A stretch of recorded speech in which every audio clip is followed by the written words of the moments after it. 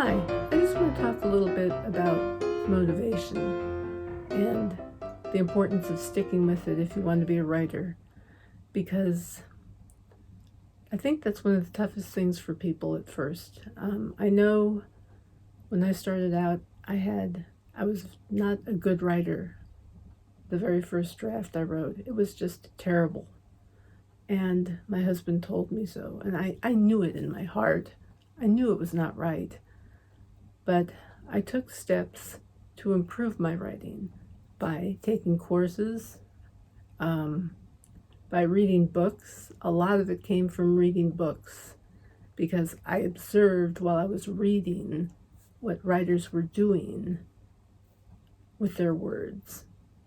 And if you read that way, it will enhance and improve any course or book that you take or read on this subject.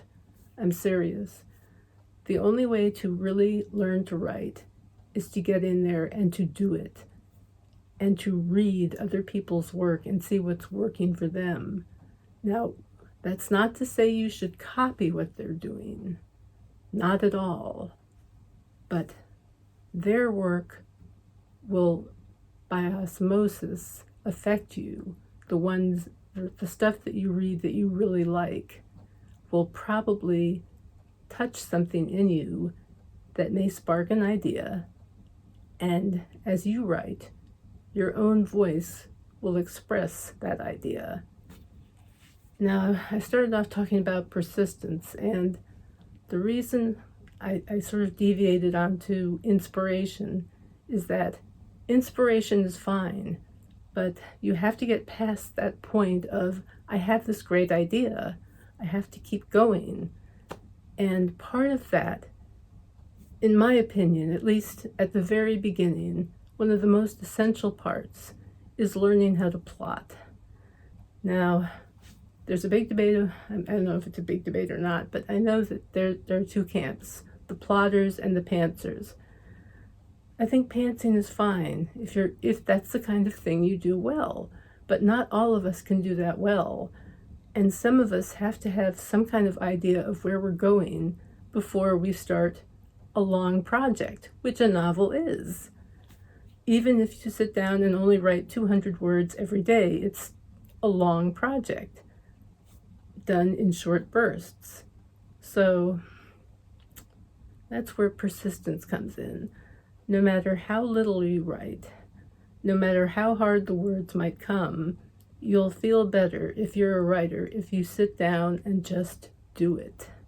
No matter how crappy those words are when you write them, no matter what, just write them and worry about cleaning it all up and making it nice later. And just write it as it comes out of your head. Write it as if you're talking to somebody, as if, of course, that's easy for me because I'm writing in the first person most of the time, but write it in a way that people will want to read it. How will you learn to do that? By reading other writers that you like and observing what you read and the way the writer uses words to make you like that character, situation, whatever. I hope that's making some sense because it all seems to kind of come together, this idea of inspiration and motivation and persistence. It's all part of writing.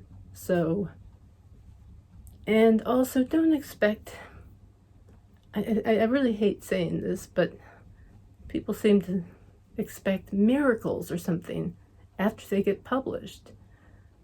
Things like that very, very rarely happen.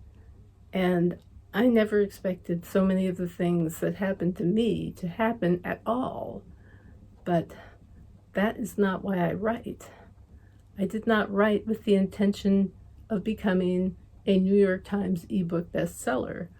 In fact, I did not write with the intention of becoming an ebook writer. I wrote just with the intention of becoming an author, period.